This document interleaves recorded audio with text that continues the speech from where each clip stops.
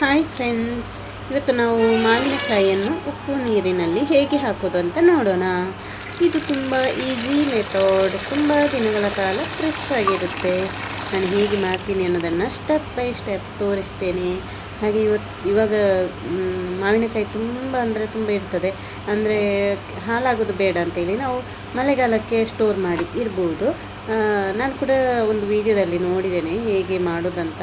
ನೋಡಿ ಮಾಡೋದು ಅಂದರೆ ಮೊದಲೆಲ್ಲ ನಮ್ಮ ಅಮ್ಮ ಎಲ್ಲ ಮಾಡ್ತಾಯಿದ್ರು. ಅದು ಹೇಗೆ ಅಂತ ನಾವು ಅವಾಗ ನೋಡ್ತಾ ಇರಲಿಲ್ಲ. ಇವಾಗ ನಾವು ವಿಡಿಯೋ ನೋಡಿಯೇ ನಮಗೆ ಗೊತ್ತಾಗಬೇಕಷ್ಟೇ, ಇಲ್ಲಾಂದರೆ ಗೊತ್ತಾಗೋದಿಲ್ಲ. ಹಾಗೆ ನಾನು ಇದೊಂದು ಒಲೆ ಮಣ್ಣು ತಗೊಂಡಿದ್ದೇನೆ. ನನಗೆ ತುಂಬ ಹೆಲ್ಪ್ ಆಯಿತು ಈ ಒಲೆ ಮತ್ತು ಇನ್ನೊಂದು ಮಣ್ಣಿನ ಇದು ಮಡಕೆ ತಗೊಂಡಿದ್ದೇನೆ. ತುಂಬ ಅಂದರೆ ತುಂಬ ನನಗೆ ಈ ಥರ ಹೊರಗಡೆ ಅಡುಗೆ ಮಾಡಲಿಕ್ಕೆ, ಏನಾದರೂ ಮಾಡಲಿಕ್ಕೆ ನನಗೆ ತುಂಬ ಈಸಿ ಆಗ್ತದೆ, ತುಂಬ ಖುಷಿ ಆಗ್ತಾ ಉಂಟು. ಮೊದಲು ಮಾವಿನಕಾಯಿಯನ್ನು ಚೆನ್ನಾಗಿ ಕೊಯ್ದು ಇಡಬೇಕು. ಆಮೇಲೆ ನಾನಿವಾಗ ಬೆಂಕಿ ಮಾಡ್ತಾಯಿದ್ದೇನೆ. ಇದು ಈಗ ಇದರಲ್ಲಿ ನೀರು ಇಟ್ಟಿದ್ದೇನೆ. ನೀರಿಟ್ಟು ಅದಕ್ಕೆ ನಾವು ಉಪ್ಪು ಹಾಕಬೇಕು. ನೀರಿಗೆ ಉಪ್ಪು ಹಾಕಬೇಕು.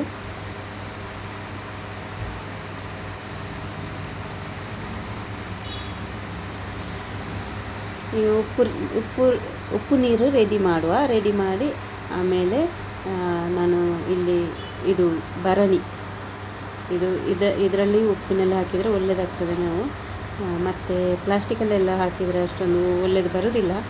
ಹಾಗಾಗಿ ನಾನು ಇದು ಭರಣಿಯಲ್ಲಿ ಎಷ್ಟು ಹಿಡಿತದೋ ಅಷ್ಟೇ ಹಾಕ್ತೇನೆ. ತುಂಬ ಹಿಡಿದಿಲ್ಲ, 8 ಮತ್ತು 10 ಅಷ್ಟೇ ಇರ್ಬೋದಷ್ಟೇ. ಇವಾಗ ನಾನು ಉಪ್ಪು ನೀರಿಗೆ ಮಾವಿನಕಾಯಿಯನ್ನು ಹಾಕಿದ್ದೇನೆ.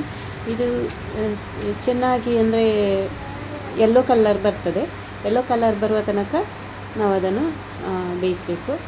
ಈ ಥರ ಬಂದಿದೆ ನೋಡಿ, ಇನ್ನೂ ಸ್ವಲ್ಪ ಬೇಯಬೇಕು. ಯೆಲ್ಲೋ ಕಲರ್ ಬರುವ ತನಕ ನಾವು ಅದನ್ನು ಬೇಯಿಸಬೇಕು. ಆಮೇಲೆ ಹೀಗೆ ಮಾಡಿದರೆ ತುಂಬ ಸಮಯ ಉಳಿತದೆ. ನೋಡಿ ಬೇಯ್ತಾ ಉಂಟು. ಹೊರಗಡೆ ನನಗೆ ಈ ಥರ ಅಡುಗೆ ಮಾಡಲಿಕ್ಕೆ ನನಗೆ ತುಂಬ ಅಂದರೆ ತುಂಬ ಇಷ್ಟ ಆಗ್ತದೆ, ಹೊರಗಡೆ ಮಾಡೋದಂದರೆ. ಹಾಗೆ ನೋಡಿ ಕಲರ್ ಇದು ಬಂದಿದೆ. ಈ ಕಲರ್ ಬಂದರೆ ಸಾಕು. ಇದು ಹಣ್ಣು, ಕಾಯಿ ಮಾವಿನಕಾಯಿ ಅಲ್ಲ, ಹಣ್ಣಾಗಿದ್ದು ತುಂಬ ಉಳಿತದೆ ಮತ್ತು ಹಾಲಾಗ್ತದಲ್ಲ, ಅದಕ್ಕೋಸ್ಕರ ನಾನು ಇದು ಮಾಡಿದೆ. ಇದನ್ನು ಸ್ವಲ್ಪ ತಣ್ಣಗಾದ ಮೇಲೆ ನಾನು ಈ ಭರಣಿಗೆ ಹಾಕ್ತೇನೆ ಮಾವಿನಕಾಯಿಯನ್ನು. ಆಮೇಲೆ ಅದರ ನೀರು ಕೂಡ ನಾನು ತಣ್ಣಗಾಗಲಿಕ್ಕೆ ಇಟ್ಟಿದ್ದೇನೆ.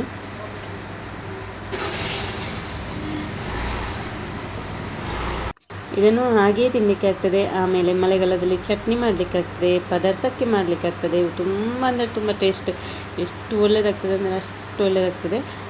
ತುಂಬ ಚೆನ್ನಾಗಾಗ್ತದೆ. ಈಗ ನಾವು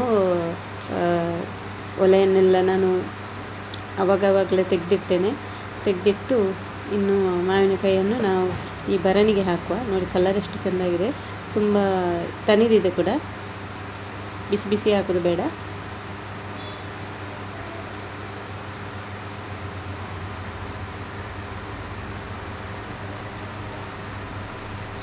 ಆಮೇಲೆ ನಾನು ತಣ್ಣಗಾದ ನೀರನ್ನು ಕೂಡ ಹಾಕ್ತಾ ಇದ್ದೇನೆ.